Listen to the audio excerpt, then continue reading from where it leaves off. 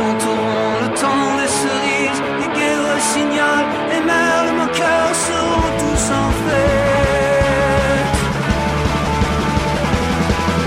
Les belles auront la folie en tête, et les amoureux du soleil au cœur, quand nous chanterons le temps des cerises, sifflera bien mieux le merle moqueur.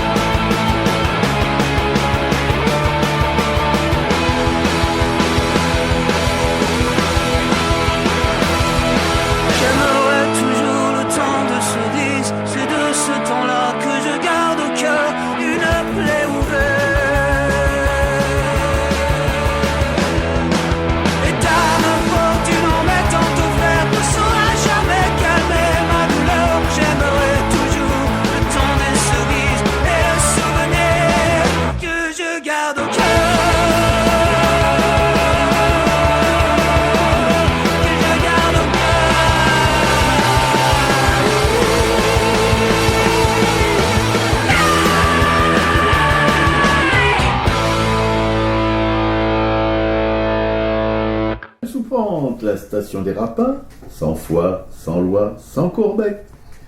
L'émission Aracaille du mardi 25 février 2020, qui sera consacrée pour sa partie artistique à Jean-Jacques Henner. Nous avons découvert, au cours d'une excursion mémorable, dans l'ex-plaine Monceau, c'est-à-dire pas loin du parc Monceau, dans une rue Chicos, c'est quel arrondissement ? C'est le 9e, je crois, c'est l'avenue Villiers, ou le 17e plutôt. 17e, oui, le 17e, en général, c'est pas des cases. 17e, oui. Ce ne sont pas des baraques démunies. Voilà. Mais enfin, on a découvert un beau lieu architectural. En tout cas, pour l'exposition, vous en remettrez à ma camarade. Vous venez d'écouter Le Temps des cerises du groupe Noir Désir, et nous allons essayer, au cours de cette émission, de porter un regard en marge sur l'art et de dénoncer les sales coups de la politique politicienne en toc. Et tout de suite, la citation pour mon presse-papier qui suivra après la musique. L'intelligence, nous dit l'étymologie, et l'étymologie, c'est quand même un drôle de personnage, c'est ce qui crée des liens entre les choses. La religion aussi. Dévissons donc la bêtise et le fanatisme aveuglant, qui sont devenus les ampoules de notre siècle de lumière basse consommation.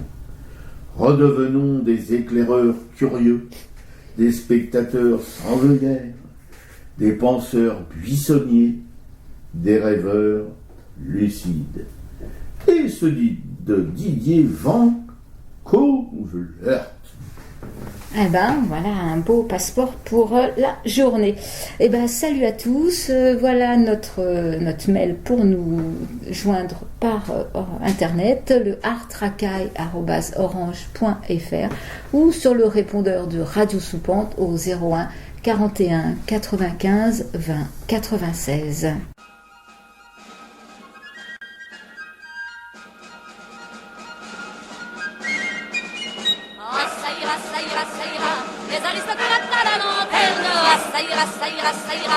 les aristocrates on les prendra.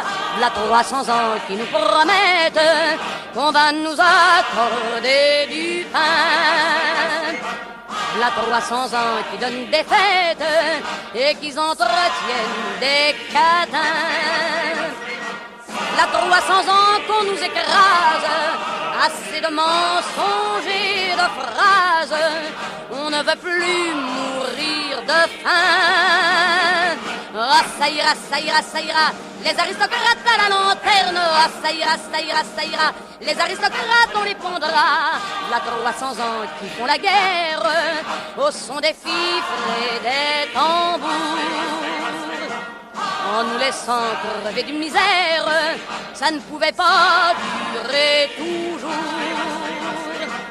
Là 300 ans qui prennent nos hommes, qui nous traitent comme des bêtes de somme, ça ne pouvait pas durer toujours. Ah, ça ira, ça ira, ça ira, les aristocrates à la lanterne. Ah, ça ira, ça ira, ça ira, les aristocrates on les pendra.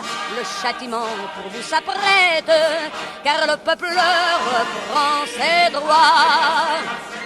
Vous êtes bien payés nos têtes, c'en est fini, messieurs les rois. Il ne faut plus compter sur les nôtres, on va s'offrir maintenant les vôtres, car c'est nous qui faisons la loi. Ah, ça ira, ça ira, ça ira, les aristocrates à la lanterne. Ah, ça ira, ça ira, ça ira, les aristocrates on les pendra.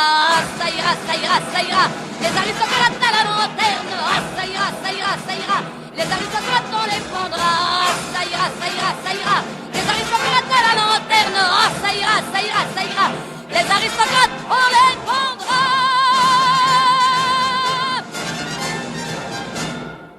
Ah, ça ira, Édith Piaf. Oui, et alors, on a dégagé les aristos, mais maintenant, vous pouvez les remplacer par les bourges qu'on va dégager. Les gilets jaunes, on commence à s'en occuper, la CGT, les grèves qui durent depuis belle burette, on va peut-être arriver à s'en débarrasser. Tout ça pour vous raconter mon presse-papier, tout de suite et sans attendre, cramponnez-vous, que j'ai intitulé La Copie. Je dois dire que j'étais un peu en déshérence complète ce matin.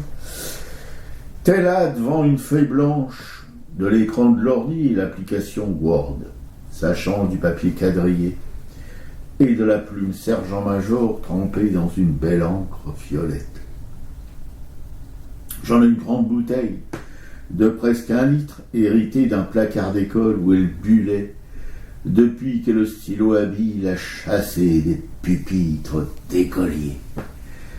Voici pour le cadre, enfin une toute petite partie du cadre, les infos matinales blabla dans la téloche. Une sorte de litanie roupillatoire. Tous les jours depuis quelques mois, les retraites, les gilets, les manifs, le grand cirque de l'Assemblée nationale et du Sénat, le défilé des politiques et leur langage convenu, leur langue de bois qu'on se dit dans les chaumières de ce vieux pays. Une cacophonie des criailleries, un spectacle permanent et sans surprise, et on n'y peut rien de rien, sauf à fracasser sa téloche à coups de galoche. Faut le faire. Des bouffées. Un ex-ministre va se faire juger 3 ans après la découverte de ses rapines. Manque de peau. Les avocats sont en grève. Le procès est reporté, mais aux dernières nouvelles, non. Il a commencé. Puis voilà le 49.3 qui refait son numéro. Des tonnes d'approximations à son propos. Elle joue bien son rôle de croque-mitaine. Mais de ce maelstrom de cafouillage où les pros du pile ou face politique font ce qu'ils peuvent pour qu'il perdure, le peuple s'en fout. Le peuple, il veut vivre le mieux possible. Le peuple, il veut des retraites décentes et avant de bouffer les pissenlits par la racine. Le peuple, il veut un air respirable à la ville et aussi à la campagne. à la ville en virant la pollution générée par trop de pots d'échappement, à la Crambrousse en balançant les arrosages mortels de pesticides dans les poubelles de l'histoire agricole intensive de ces dernières décennies. Non, on n'en veut pas aux croquants, victimes du Crédit Agricole et de la FNSEA, et des politiques de droite et de gauche qui poussent au productivisme. On fait court. Il y a une multitude de spécialistes qui font leur beurre en vous expliquant qu'ils disent que c'est la faute aux autres suivant leurs affinités politiques. Politique, politique, politique. Un concept inventé par les Grecs, toujours eux, encore eux, et qui font chier depuis plus de 2000 ans avec leurs philosophes bidons. Le peuple ne veut pas se compliquer l'existence, et surtout que les gens qui se targuent de les diriger se la ramènent trop, qui font chier aussi depuis que le monde existe, enfin, le monde des humains, bien entendu, pas celui des animaux, ni des plantes, qu'on détruit à l'envie. Les chefs. Vive les vacances, à bas la rentrée, qu'on chantait quand on était des gamins. Et que des fumeux personnages comme la Marine Lavoie, Le Pendu, le social trade Cohn-Bendit et ses potes qui font dans le retournage de veste, ces ex-68ards qui sont retournés dans le giron de leur famille bourgeoise, se la ferme. Je crie pas trop fort parce que ma camarade pourrait en avoir des aigreurs, qu'on chante dans les rues, qu'on siffle dans les rues, qu'on danse dans les rues, qu'on fasse des farandoles dans les rues, sans des haies fournies de casques à pointe pour encadrer la liesse populaire, en calmer les ardeurs libertaires à coups de triques sur la gueule. Une spécialité française qui imite tout ce qui est parfois leader en ces matières de maintien de l'ordre, et à qui on répond, et à qui qu'on répond. Ah, ça ira, ça ira, ça ira, les aristocrates à la lanterne. Ah, ça ira, ça ira, ça ira, les aristocrates, on les prendra. Enfin, cliqui, clic, on peut y ajouter clic politique, bourgeoise et financier plutôt qu'aristocrate, que je répète, on a dégagé il y a déjà quelques 2 siècles. Un scandale, ma pauvre dame. Ouais, mais c'est vrai que quand on regarde un peu le calendrier de ce qui se passe sur Démosphère, par exemple, il n'y a pas une journée où il n'y a pas une manifestation dans la rue, où il y a des retraites au flambeau dans pas mal de villes le vendredi soir. Magnifique. Ouais, il y a ça, il y a la joie, il y a plein de marches ici ou là en banlieue, sur Paris. Donc en fait, on nous laisse croire qu'en fait il se passe rien parce que les transports fonctionnent, mais en fait ça continue. Il y a quand même des graines qui ont été semées, qui pétillent et qui continuent de faire des petits régulièrement. Quand on voit effectivement le nombre de débats qu'il y a aussi sur le municipalisme avec les élections municipales qui arrivent là en mars. Donc c'est vraiment intéressant tout ce qui se passe, quoi. Oui, et puis le mois de mai va bientôt arriver, et pourquoi pas une grève générale pour changer un petit peu. Voilà, c'est là que ça devrait arriver, c'est à ce point de non-retour que ça devrait arriver, qui fout à genoux le grand capital, comme a dit notre camarade regretté Marchais. Voilà, une citation, alors c'est la grève des électeurs d'Octave Mirbeau. Toutes les époques se valent et aussi tous les régimes, c'est-à-dire qu'ils ne valent rien. Donc, rentre chez toi, bonhomme, et fais la grève du suffrage universel. Tu n'as rien à y perdre, je t'en réponds, et cela pourra t'amuser quelque temps. Sur le seuil de ta porte, fermé aux quémandeurs d'aumônes politiques, tu regarderas défiler la bagarre en fumant silencieusement ta pipe. Alors moi, mon presse-papier, en fait, j'ai reçu le dernier fakir, il a été dans la boîte aux lettres en fin de semaine dernière, et la dernière page est toujours sympa, c'est sur des luttes qui ont fonctionné. Donc je pense que c'est ces personnes-là qui étaient en grève ou en lutte qui écrivent à Fakir pour raconter ce qui se passe et ce qui s'est passé, parce qu'effectivement, c'est des infos qu'on n'aura jamais à la télé, parce qu'on ne veut surtout pas nous dire qu'on peut se mettre en grève et obtenir quelque chose. Donc là, le billet s'appelle « Le gréviste en solde », et en fait, c'est une c'est une petite boîte de prêt-à-porter du côté d'Angoulême. C'est une enseigne qui s'appelle Brice, qui appartient à un groupe Happy Chic. Et dans cette petite boîte de prêt-à-porter, il y a Peggy, la directrice, et ses salariés en fait qui bossent comme des fous. La directrice est très proche de ses salariés. La boîte fait des bénéfices. Ils viennent travailler quand ils sont malades. Enfin voilà, ils se donnent tous à fond et ils apprennent qu'il y a un plan de restructuration qui est lancée et que la boîte risque de fermer et qu'au total sur l'ensemble du pays il y aurait 500 emplois menacés au siège et dans les entrepôts et dans les magasins et dont celui de Peggy, cette directrice de ce magasin. Donc en fait elle reçoit une lettre de rétrogradation et elle n'a pas envie de se laisser faire. Elle a malheureusement un frère qui a bossé comme un dingue dans des petites boîtes en intérim avec des patrons très durs et violents, et son frère en fait était épuisé et tellement fatigué qu'un jour il s'est pas réveillé.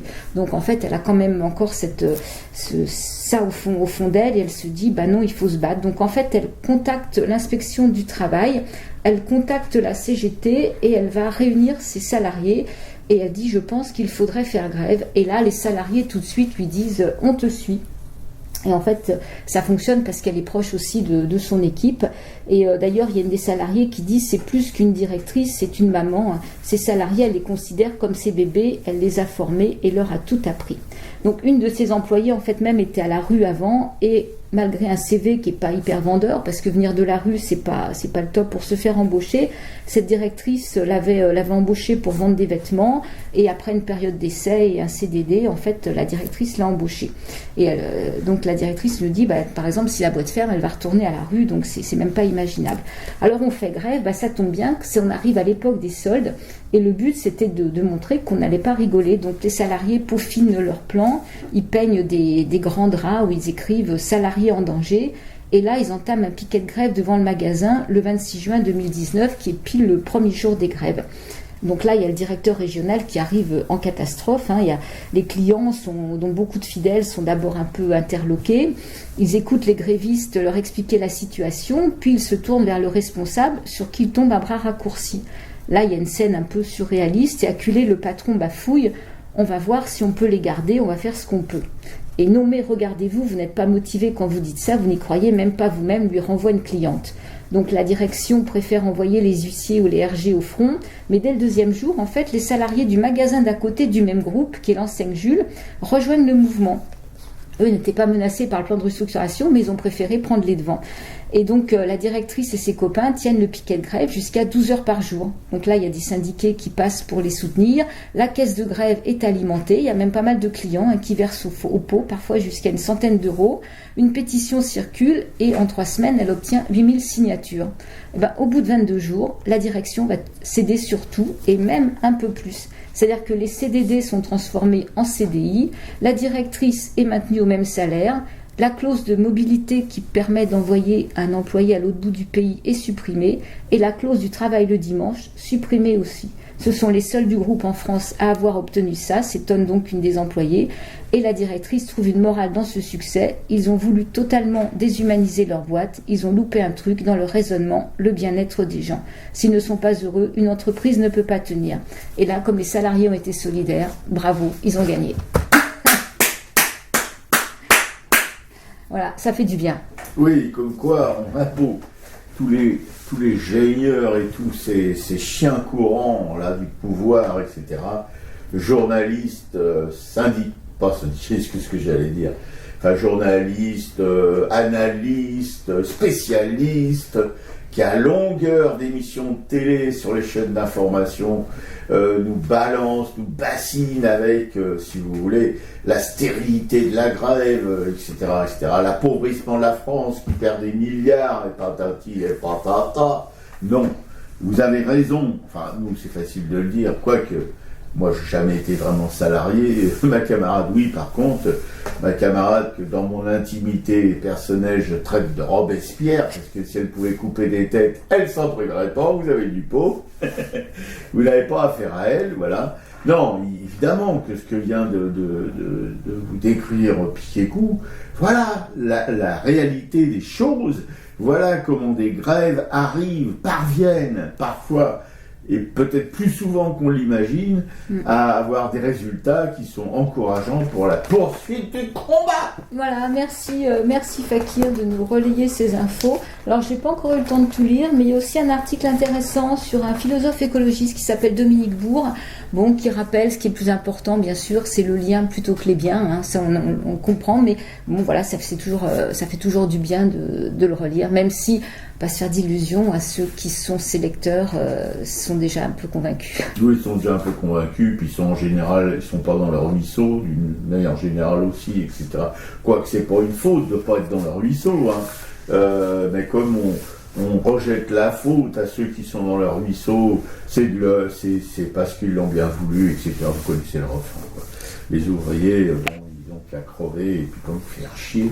Avant, si vous voulez, les ouvriers, il y a 50 ans, ils crevaient pile avant 65 ans. Quand c'était 65 ans, l'âge de la retraite. L'âge de la retraite, je pense.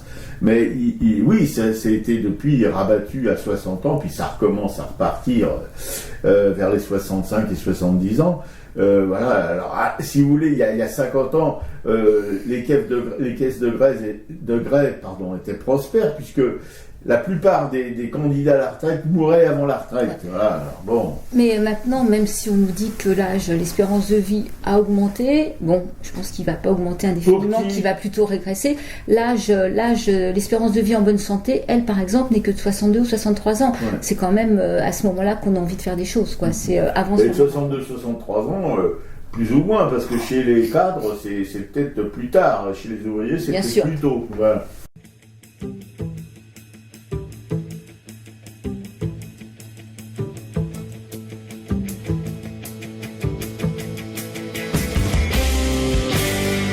Grève illimitée, les portes se ferment, les piquets se forment, grève illimitée.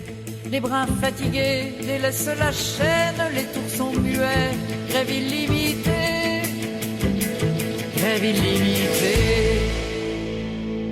Quand elle monte des usines, la colère, quand elle monte des usines, la colère, à la voix des machines.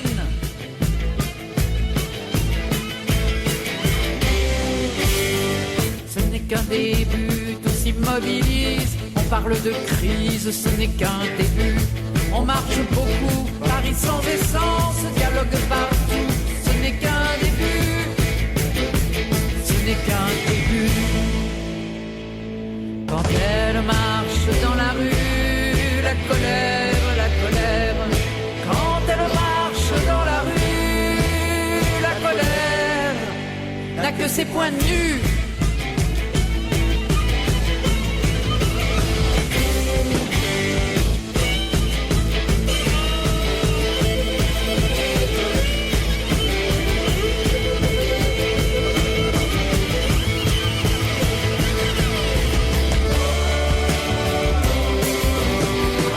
Révolution, le mot est lâché en plein mois de mai. La révolution, entre les pavés, les fleurs vont pousser pour tous ceux qui font la révolution.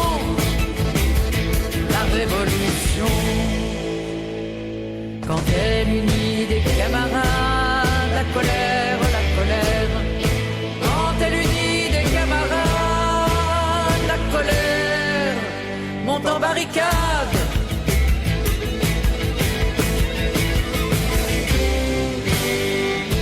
Sorbonne libre, sans ciel odéon, partout l'amitié, la Sorbonne libre, qui nous ont chassés, à coups de matraque, ils nous ont volés, la Sorbonne libre, la Sorbonne libre.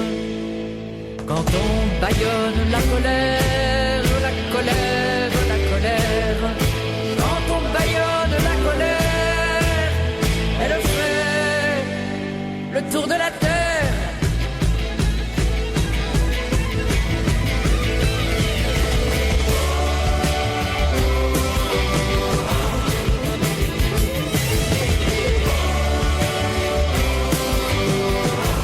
Qu'un début, on est toujours là, tenons le combat, ce n'est qu'un début, nous avons le temps d'aller en prison, nous